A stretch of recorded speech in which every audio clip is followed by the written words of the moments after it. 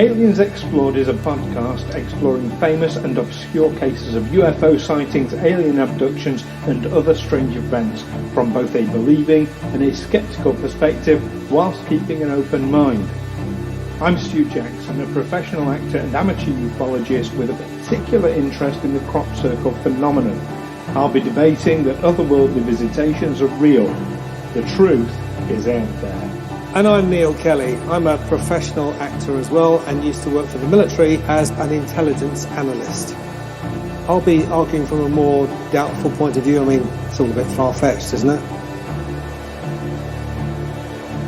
The Mutual UFO Network, or Mufon, is a US-based non-profit organisation whose civilian volunteers study reported UFO sightings.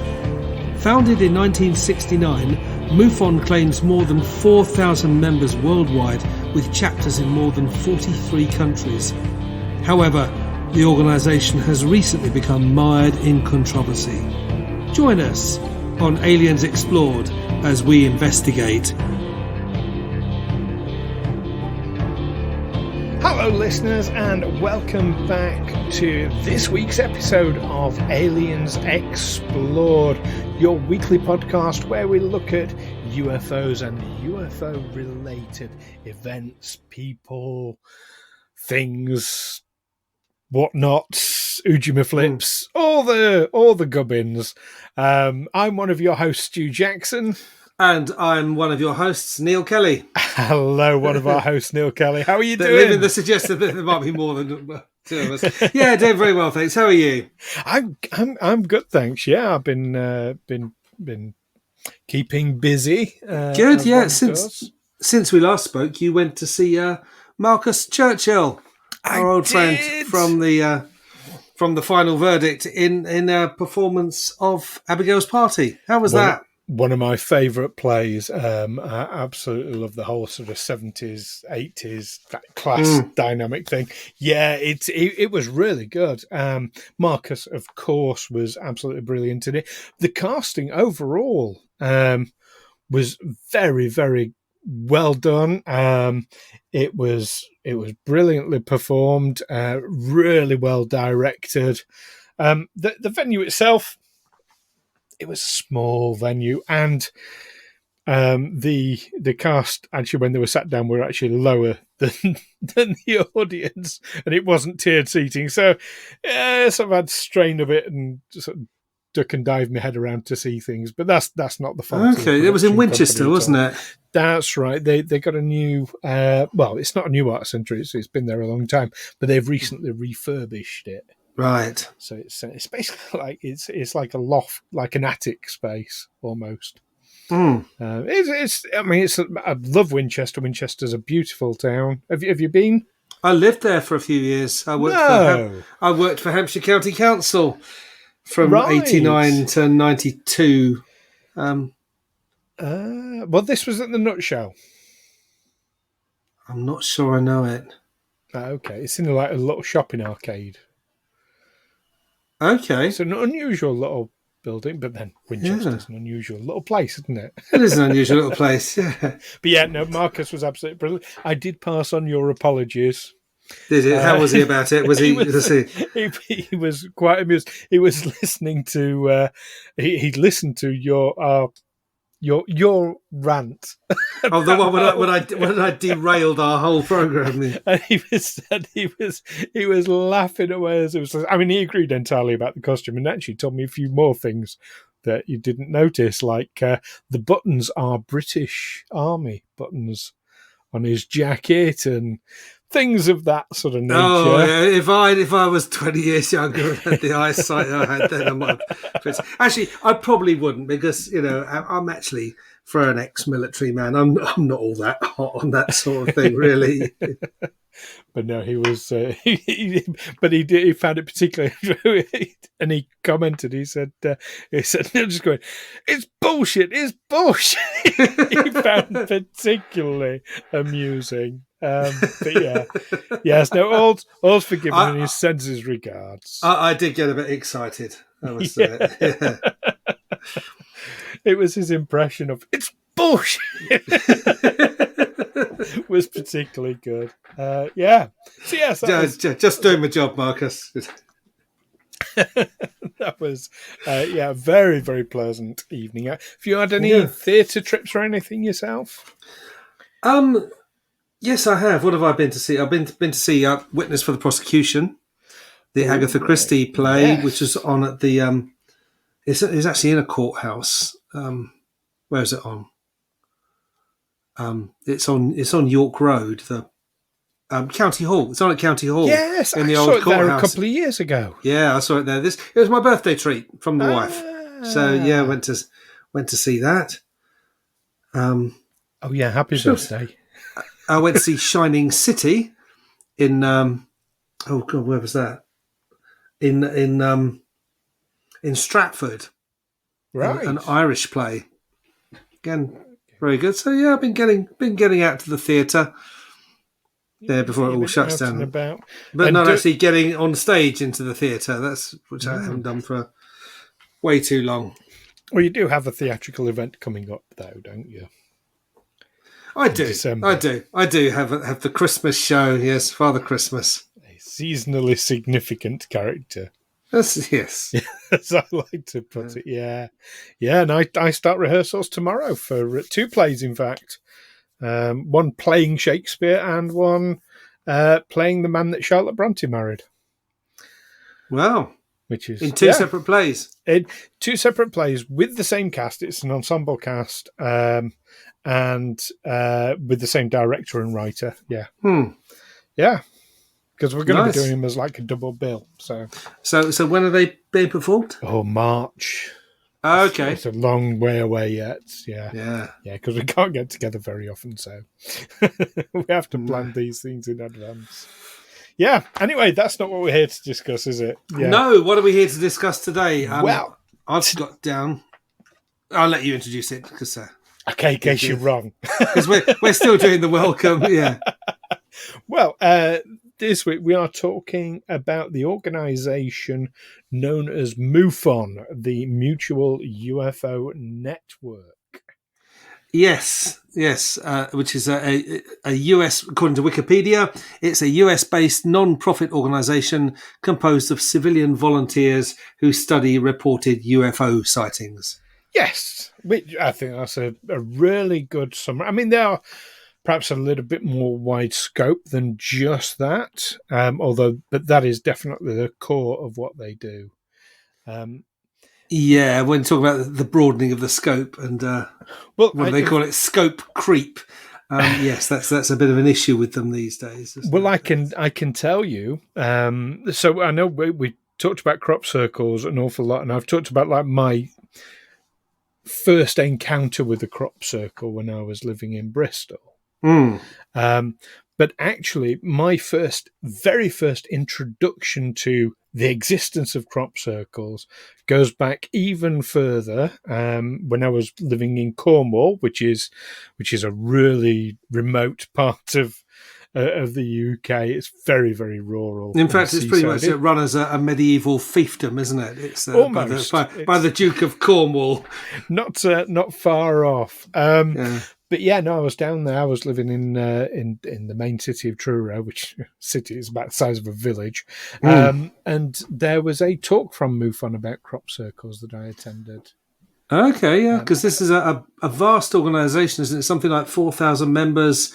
They've got branches in every state of the US and in more than 43 countries. So, yeah. I guess that was the UK branch. I guess that was that would have been the Cornwall branch of the UK division. They're subdivided that far. Yeah. It was like it was a slight. I mean, we're talking like 90s in the 1990s. But yeah, talking about crop circles, that was my. First time I ever encountered it. So MUFON's been on my radar for a very, very long time. I'm not a member myself, although I keep thinking about it and doing the thing. Well, we'll come on to that a bit later. But have you ever heard of MUFON before this? Or I think I had.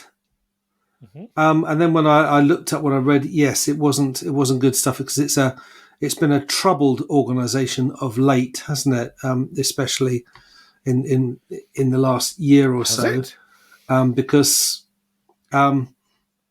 it has. Yeah, I mean, let's go back to July 2020. The Mufon executive director Jan Harzan, or is it pronounced Jan? Yeah, it's an American, so probably pronounce it Jan, but Jan Harzan. He was arrested in Newport Beach, California, on charges of soliciting sex from a law enforcement detective posing as a 13-year-old girl. Now, that must be quite some young-looking detective, mustn't it? That can pose as a 13-year-old girl and fool him. Yeah, so that was trouble. But there are also some troubling links between MUFON and right-wing conspiracy theories, particularly QAnon. Now, QAnon in recent months, they've had many of their channels shut down. 8chan and the image board where anonymous handle Q posts, that's been shut down as well. But there's been a bit of cross pollination between followers of adherents to QAnon who have thought, well, yeah, there could be some fertile ground here for new recruits amongst the UFO community. And also members of the UFO community looking to enhance their number of followers by sort of touting their wares in the QAnon field, because QAnon is this wide-ranging, all sorts of interconnected conspiracies. Bullshit. I mean, the main one we know about is about how Donald Trump is protecting us from a radical left band of Satan worshipping paedophiles. But of course, and UFOs will sort of come into in all sorts of ways. But I guess as soon as you start getting into conspiracies, a conspiracy like, well, yes, our governments have made contact with extraterrestrials. They're reverse engineering extraterrestrial technology, and they're preparing us for a meet. As soon as you start getting into things like that, you're kind of in the same room with people who will say, "Oh, yes, that's true," and also the Earth is flat and the Holocaust never happened. You start getting down a bit of a rabbit hole. It can happen, yeah, because. I'm not saying because you believe that crop circles are real and you think that we are being prepared to meet aliens, that you think the Holocaust didn't happen. But what I'm saying is that you're kind of within hailing distance, or that people who believe that are going to be drawn to you. I think, it's always difficult to categorize people and put them in boxes. But for me personally, there is a world of difference between someone who says, look, let's keep an open, UFOs. I mean, you say, about believing that crop circles exist. Crop circles do exist. There's no question about that because they are there. They are there, yes. It's just their provenance. I have a belief. Well, actually, I don't have a belief about what causes that's argued them because about. It may be totally unconnected with the UFO phenomenon. But let's say, for argument's sake, that I did believe it was extraterrestrial communication. That would be a belief. It wouldn't be me saying, look, it's extraterrestrial communication. It's this, and it must be this because X, Y, Z, which is what you get with the flat earthers. They don't say, well, I believe there's the possibility the Earth is flat. They just say, the Earth is flat, and here's your proof. And there's a difference between those two kinds of people. I like to think I keep an open mind, and while I believe certain things, while I think certain things may be possible, I don't. You don't ever hear me saying this is factual. No, I think. I mean, I'll go even more. Even more. I'll generalize even further. That as soon as you say, I don't believe what the government or our leaders are telling us about whatever. As soon as you do that, you're opening yourself up to accusations of being a conspiracy theorist. Even if you're saying, I don't believe Boris Johnson because what he's just said completely contradicts what he said yesterday. you're still, I don't believe the government, and then someone will come along and say, yeah, I don't believe them either, and actually all that stuff about the globe being the world being a globe is a lie. As soon as you say I don't believe the government, you're in conspiracy theory territory, and you will bump into people who are a long way down their rabbit holes. Well, yes, you will. I agree with that, but I'm going to say so. The term conspiracy theory has a certain connotation to it, but taking it on its most factual point, to theorize that there are conspiracies is not a nutcase thing to do, because conspiracies, we know from history, they exist. Yeah. I to theorize about entirely. Conspiracies is fine. Some of them are fine. Outlandish. Yeah. All I'm saying is that believing in a conspiracy isn't per se a nutcase thing to do. However, it will put you in contact with nutcases. Well, it will also get you lumped in with them by the media, who I would suggest are, as a theory, are conspiring to put a lid on it all. Because it's in their interest. But anyway, we've gotten way off topic here, and I'm going to bring us back, because those two events that you've just told me about, with Mufon, I was completely and utterly unaware of. Okay, completely unaware of them. So that to address the first alleged. I mean, has it been charged? Is it? All I know is he was arrested, but arrested isn't charged. So let's keep this to the alleged events. Okay, with the director. I mean, that would be the director, not Mufon itself. And that would be the director, yeah.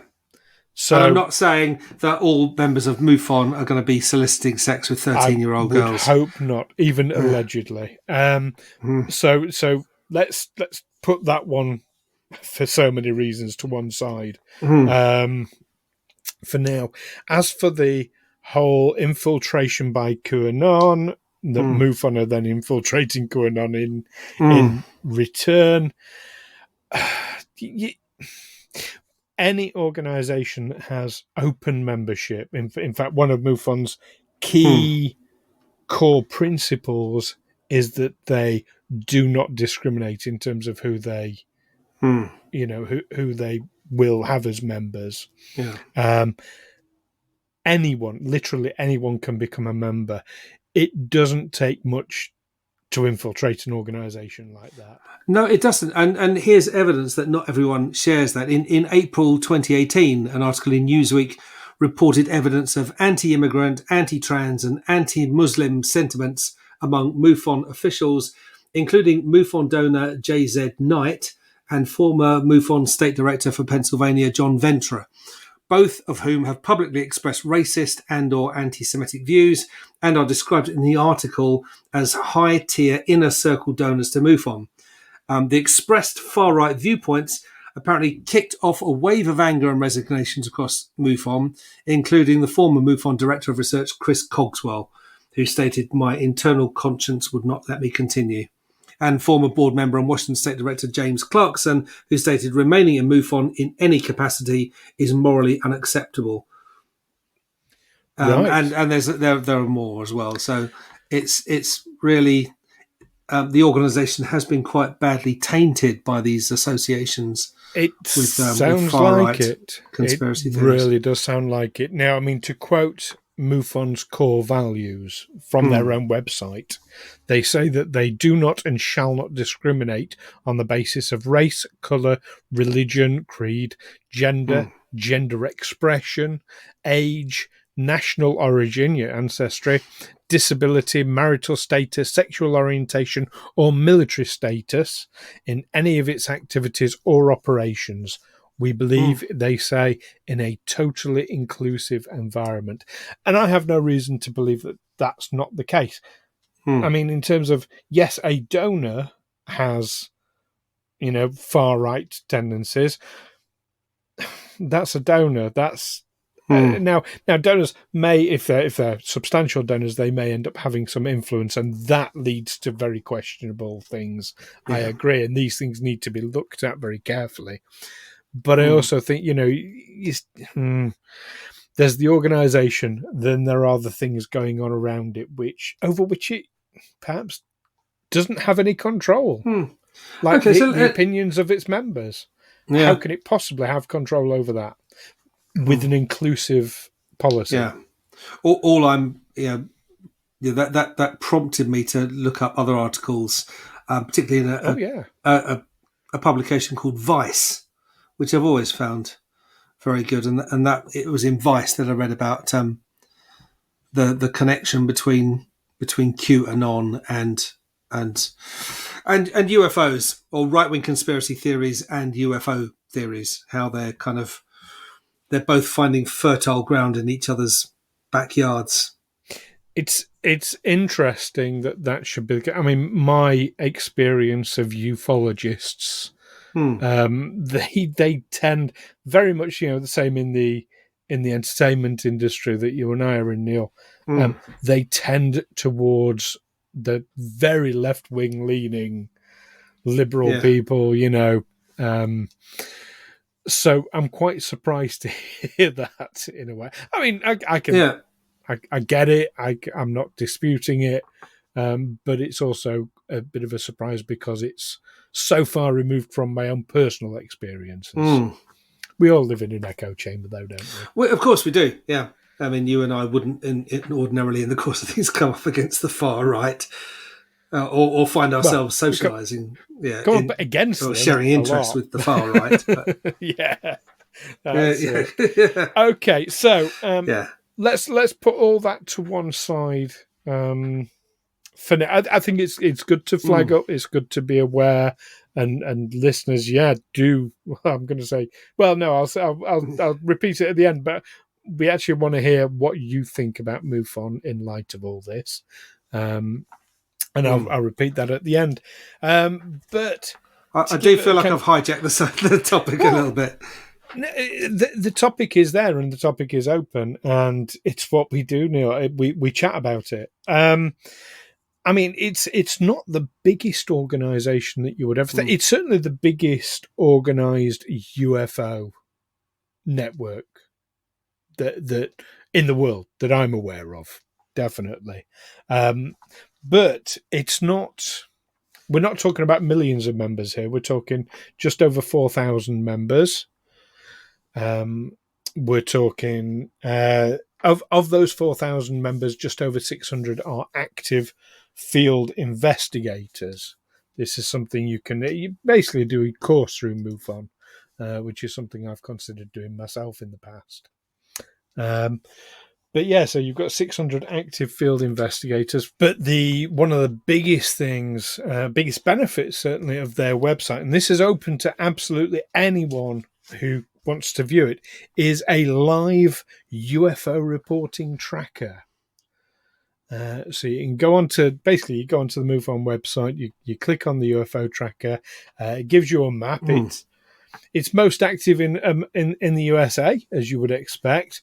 But you can put in a location, and it shows you the map of that area, and there are UFOs and black triangles that you can click on to see active UFO reports.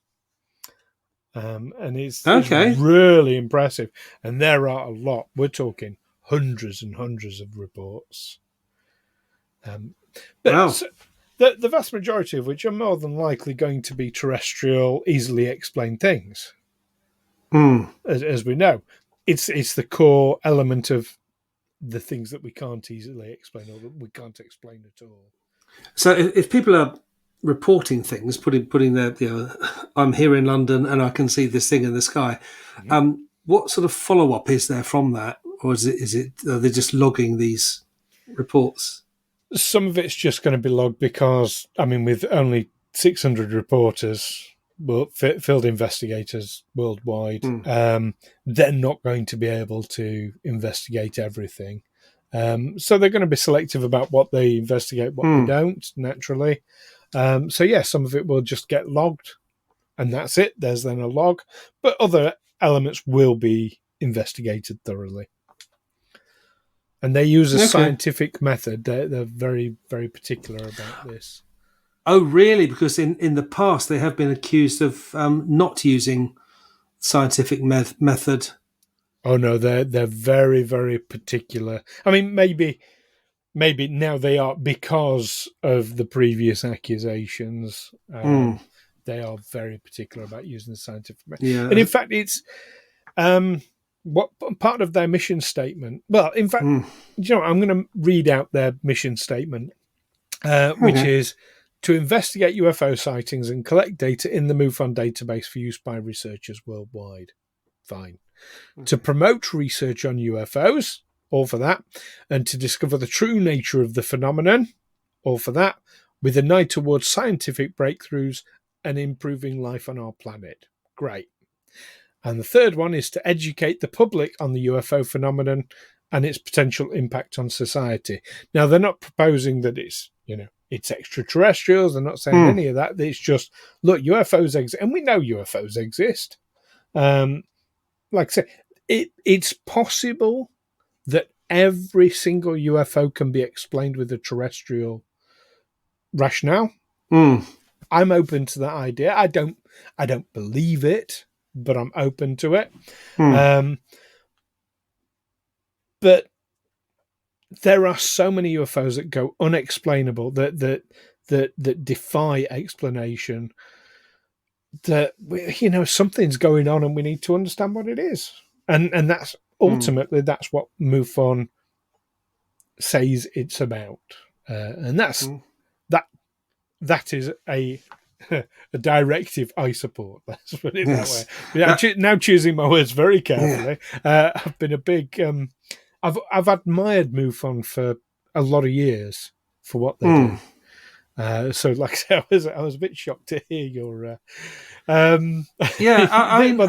which is out there, and clearly it bypassed me. Yeah, if any of our listeners are interested in getting involved with MUFON, according to the Wikipedia page, it says about MUFON that although investigators are not paid, so any of you looking for a job, don't bother with that. You must pass both an exam based on a 265-page manual and a background check.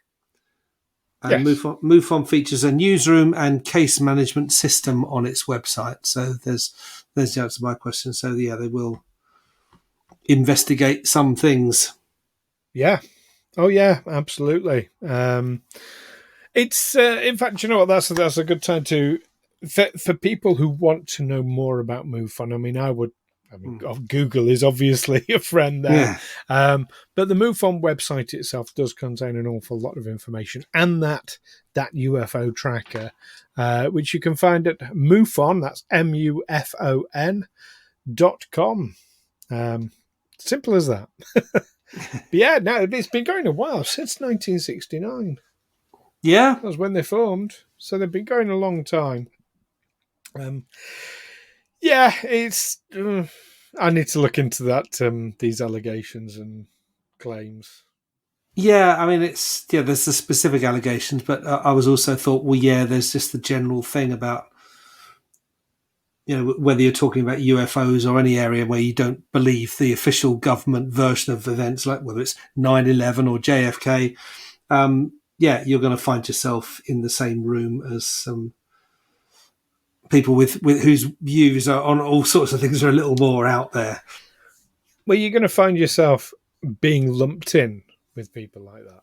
Well, yeah, and of course, yeah, as you say, that's an easy way to dismiss any of your claims. Rather than address your concerns directly, they can just say, "Oh, well, he's just a conspiracy theorist. He's just a nut job. He's got his he didn't wear his tinfoil hat that day." That's it's easy to dismiss someone that way. So I said I would repeat it at the end, so I'm going to ask listeners, what do you think about MUFON? Tell us your opinion. And of course, because you're telling us off air, you can be as blunt and direct about your opinion as you like with us. But I'm very, very keen to hear what people think about MUFON now. Like I say, I've admired them, but I've clearly been looking at it with a very blinkered, sheltered view. So educators, listeners. Well, obviously, yeah, and just say you've had knowledge of them for much longer than I have. So, of course, when you said, "Oh, we're going to do something about Mufon," I just Googled them, went straight to Wikipedia, and this was the first stuff I saw. Yeah, that's fair enough. It's clearly out there. So, do let us know via the usual means what you think. You can contact us through Facebook, through Twitter, and you can email us at aliensexplored@gmail.com. You can find us in those other places by just searching Aliens Explored. There we go. This has been absolutely fascinating. Yeah, and do get in touch. Yeah. Please do. We would love to hear from you. We're starting to sound needy now. We are sounding needy. Please get in touch with us. Yeah, please. We're getting lonely. We do. It's fair to say we do love hearing from people. It's always really nice because we sit here we sit in our separate little offices. We talk over a screen, and that's it. We just think it's us two. So when we hear from someone, it's like, oh, people listen then. And we do. I see the statistics. A lot of people listen, and that's great. But it's just always nice when people reach out. Yeah, it's lovely. Now, something people might want to be reaching out to us about next week is a historical event. This one's really interesting. It is a battle between soldiers and a UFO in the night skies over Los Angeles way back in 1942. Well, don't think I haven't got an opinion about that as well. Well, we look forward to hearing your opinion now, but we'll hear that next week. So, in the meantime, keep watching those UFO trackers, those websites, and Google as well. And if you feel necessary to shoot something into the sky, remember that what goes up tends to come down as well. Usually does. Yes. So, in the meantime, it's bye from me. And it's goodbye from me. Take care. Bye-bye. Bye. Aliens Explored is a Figo Films production in association with Juicy Falls. Music by Darren Mafucci and editing by Stu Jackson. Find us on Twitter and Facebook by searching Aliens Explored or visit aliensexplored.com.